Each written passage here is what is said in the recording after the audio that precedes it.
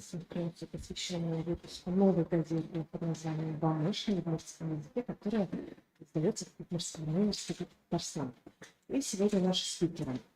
Елена Руслановна главный редактор редакции газеты «Казмар-Дома», Виталий Геннадьевич Семенов, председатель национальной культурной автономии Удмуртского Удмуртского района, также Регина Николаевна Путина, заместитель главного редактора, руководителя филиала.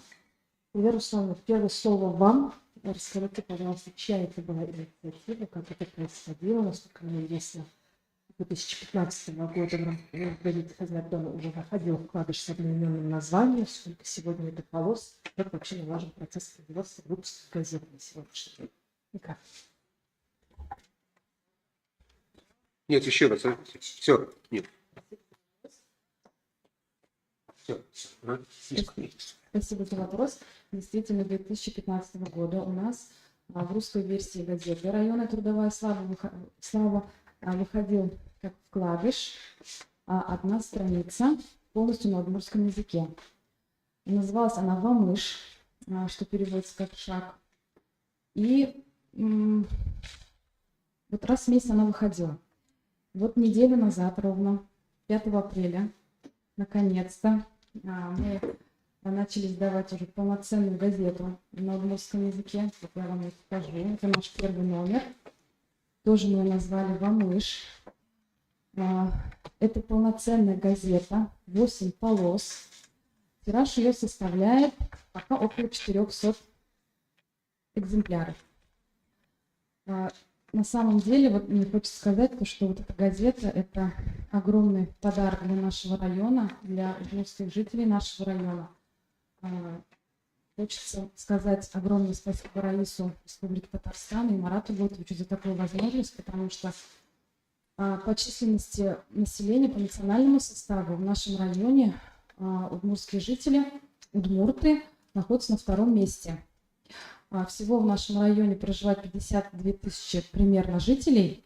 И по национальному составу у нас на первом месте татары, это 78-79%. И на втором месте у нас удмурты, 14%. 14%. На третьем месте идут русские, потом мари и уже остальные. Что еще хотела сказать? Контент.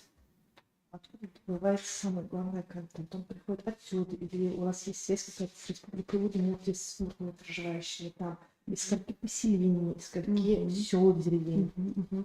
У нас на работе, мы приняли вот девочек-журналистов, у нас идет так. Основные актуальные новости, они будут дублироваться с русской газеты, и также нам отправляют материалы, отправляют с сельских поселений. В нашем Удмуртском районе 6 удмуртских сельских поселений с разным количеством деревень. Есть где одна деревня, есть где 6-8 деревень. У нас 4 или 5 средних школ удмуртских. Нам отправляют оттуда материалы. К нам на связь выходит из удмуртских газет, тоже нам пишут. Вот как-то вместе мы со всеми работаем. Очень дружно. Может быть, когда на самом деле печатные газеты не открываются явно. В Татарстане произошло вот такое вот событие. Спасибо большое. Если будут вопросы, мы немножечко попозже вернемся. Виталий Геннадьевич, расскажите, пожалуйста, в 2014 году, вы вот рассказали по началу пресс-конференции, вы уже задумывались о том, чтобы открыть отдельную газету. И вот какой путь был пройден с тех пор? Вот именно вот эту историю, когда вы были директором школы и далее. Добрый день, Дядя Бурач. Конечно, история этой газеты у нас началась в 2014 году, когда самые такие активисты района собрались в Оштарма-Юминской школе. И там речь шла, конечно, о районной газете. Но думали, что районной газеты сразу она не будет, а хотя бы какую-то страничку иметь. Так как уже в Балтасинском районе уже издавна издается удмуртская газета, и имея пример у них, задумались насчет этой газеты. Ну, конечно, основоположником этой работы хочется сказать, что это началось от Владимира Туймурзовича Жукова. Это его была идея. Он, конечно, всегда говорил, что большинство людей, удмуртов, живет в Умском районе. Неужели мы не сможем все вот это организовать? И вот нас где-то 7 человек было в этом, когда мы собрались. И после этого все это началось. Он ходил, узнавал, как это можно сделать. Он и Тадмиди приходил. После этого вот, обещали, что страничка будет. Материал, конечно, собирали мы в районе. В район из каждого поселения. А какие новости были, это все собирали. И у нас взялась, чтобы вот все это собрать вместе, отредактировать, взялась Наталья Михайлова. Она жила сама в Ижевске. Вот Владимир Туймурзович здесь в районе собирал, потом это отправляли в Ижевск. И она все откорректировав, отправляла в редакцию. Конечно, это когда у нас страничка вышла, первая страничка, это большой успех был, все радовались. Но даже материалы, которые вот, например, на каждый месяц мы распределили, что будет выходить, но материалы, они оставались на другой месяц. Так как писали учителя, писали сельские библиотекари, ну, работа шла. И думаю, что на сегодняшний день эту работу мы продолжим. Еще такой вопрос. Сейчас начинается очередная подписная кампания. Естественно, вот это, что Илья Руслановна озвучила, 400 экземпляров, это на самом деле небольшая пока цифра, но какая работа, возможно, у вас есть какие-то договоренности с редакцией, как вы будете, скажем, стимулировать подписку?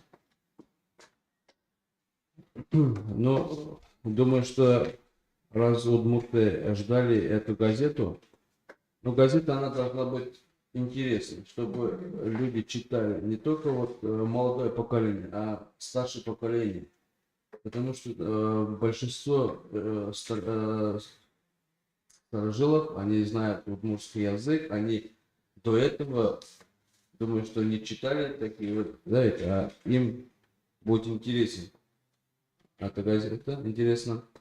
Ну и надо уже привлекать и учащихся, чтобы они писали в эту газету свои стихотворения, заметки, так как во всех поселениях, во всех школах мы изучаем удмуртский язык на сегодняшний день. Это очень отрадно. Спасибо правительству, что мы, живя в Татарстане, свой язык изучаем даже лучше, чем в Удмуртии. Наши дети занимают в Удмуртии призовые места победителями, и призерами они возвращаются. Вот. Можно я тоже добавлю? Во время подписной кампании именно вот на эти 3 месяца я лично объезжала все сельские поселения, встречалась с потенциальными подписчиками.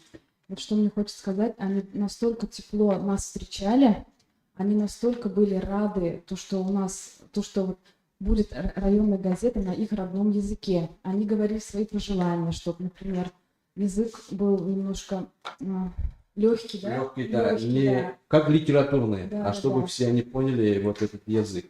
Даже вот учитывая то, что многие из них уже сейчас как подписаны на русскую газету, они все равно подписались на Вамыш. И вот мне вот понравилось то, что они такие дружные, и то, что они очень переживают за свой язык, за свою культуру. Поэтому мне кажется, что с подписной кампанией у нас проблем не будет.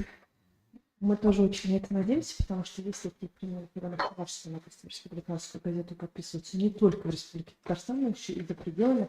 Получается, газета «Вамыш» находится с отдельным подписным индексом. Да, отдельный подписной индекс. Вот Можете насчет его озвучить, пожалуйста? вот, сейчас я вам скажу. Да. Так, индекс ПБ 947. Насчет жителей, не жителей, насчет желающих, кто хочет читать районную газету, кто живет на стороне, у нас есть электронная газета. Они могут подписаться электронно. То есть тем, каждый, который проживает за пределами Татарстана, может подписаться на электронную версию За газеты. пределами даже района, получается. Района. Отлично. Мы им будем отправлять электронно. У нас есть желающие тоже тоже очень приятно.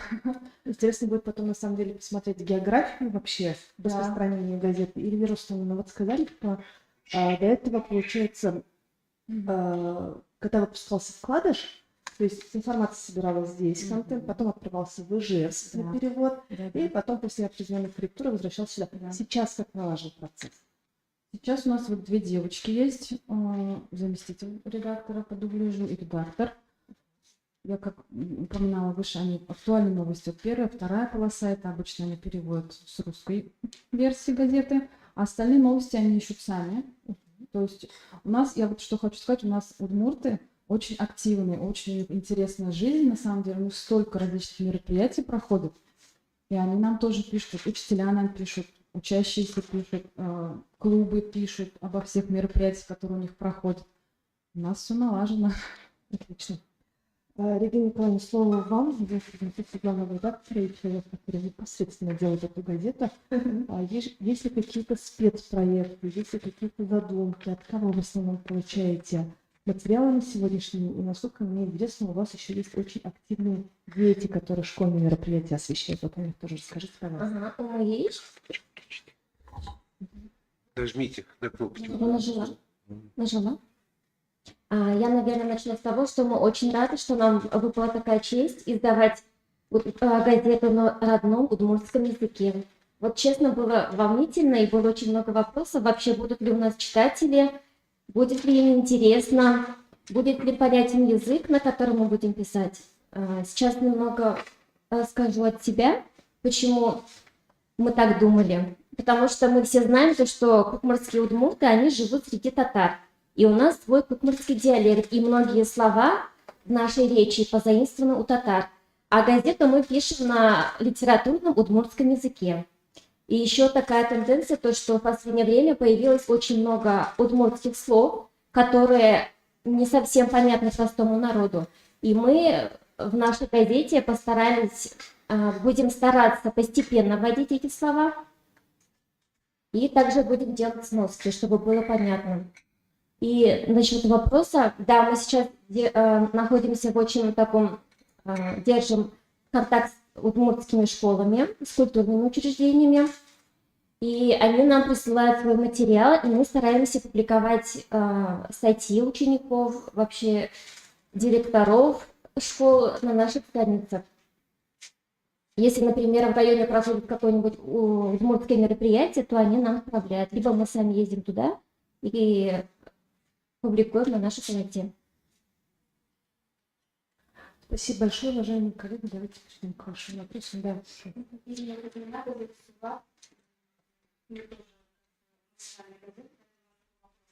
Это у вас дубляжный будет, да? С какой периодичностью выходит? Это, наверное, вопрос. Я расскажу, да? Газета у нас будет выходить по пятницам каждую неделю. В основном у нас идет дубляж трудовой славы. Мы будем дублировать тот материал, который популярен для жителей Кукмурского района. Это первая, вторая полоса. А остальные страницы мы будем освещать культурную, духовную жизнь кукмурских удмуртов, также интересных людей. Журналисты, которые переводом занимаются, или все-таки они как бы корреспонденты ходят на местах? Поняла. Они переводом занимаются и выходят писать. Универсальные. Успевают. Успеваем, пока успеваем. На самом деле, мне кажется, в редакции газеты «Мамаш» есть, так скажем, чем поделиться, возможно, каким-то опытом с республиканской газетой «Сувар». Это чувашская газета. И вполне возможно, ваш опыт 30-летний. Вам есть что им посоветовать, поэтому, мне кажется, коллеги, есть смысл посидеть, еще пообщаться по этому поводу. Открыто. Будем рады. Отлично. Есть ли еще вопросы? Коллега, уважаемые коллеги. Да. Пожалуйста, касается электронного варианта газеты. Он как в меньшем приоритете, чем вот основной бумажный вариант, или он также развивается? Ну, если честно, там, конечно, у нас мало желающих, но мы рады любому нашему читателю. Мы только за. Просто стоит вопрос, у этой помощи есть какие-то коммерческие цели, или это больше для развития культуры удмуртского региона? Да. Это для развития культуры языка. Но и другую сторону тоже надо думать. То есть тут, наверное, лучше задать вопрос, какая целевая аудитория все-таки у этой газеты в основном? Возрастная. Потому что, ну, понятно, что более молодое поколение, естественно, электронные, социальные медиа и мессенджеры намного удобнее. А вот есть все-таки то поколение, тем более учитывая, что 14% это очень немаленький процент населения для целого района. И вы сами видите, вот даже на первый выпуск газеты, прям первая полоса, и, соответственно, мне кажется, вот, в принципе, целевая аудитория, соответственно, для них пока ориентируется на них, и поэтому в приоритете пока печатная версия. Но развивать стоит, надо все, сказал главный редактор. Но они к нам... Они заметили, что вот эта начала. Когда возникла эта идея, мы на всех своих площадках, естественно, об этом опубликовали, об этом новость. У нас, когда были поиски кадров, да, ко мне обратились из телевидения удмуртского, моя Удмуртия, по-моему, если не ошибаюсь, и прям давайте мы вам поможем, мы это у себя отрекламируем бесплатно, если можно говорить.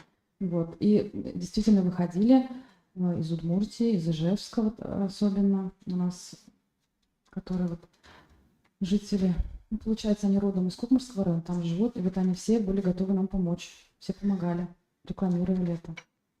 Да. Уже хорошо. Но ведь и желающие есть подписаться, да, на электронный вариант. Есть, Да. вот я же сказала, Вот. есть. Можно я скажу? После первого выхода номера нам даже с Венгрии писали. Удмурты тоже там живут. Возможно ли у вас электронная подписка, вариант газеты? Вот. И с Ижевска тоже есть желающие приобрести электронный вариант газеты. То есть им как бы интересно, что же мы там будем писать, о чем будем писать. И это очень приятно, то, что наши газеты интересуются за пределами республики.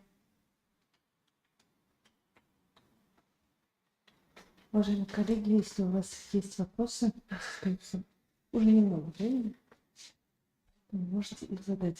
На самом деле мы поздравляем и удмуртское население Кукмарского района, и редакцию с тем, что у вас теперь прибавилось на самом деле, так скажем, обязанностей работы. Но это на самом деле очень хороший повод. Надеемся, что и жители Удмуртской республики, непосредственно сами удмурты, подключатся к этому процессу, и подписка вырастет. И я думаю, после подписной кампании мы еще дадим информацию нашим ресурсах о том, как все-таки увеличился тираж издания. Желаем редакции успехов, побольше писателей или штатных корреспондентов, так чтобы у вас эта газета процветала и только росла. Спасибо огромное. Спасибо. Спасибо.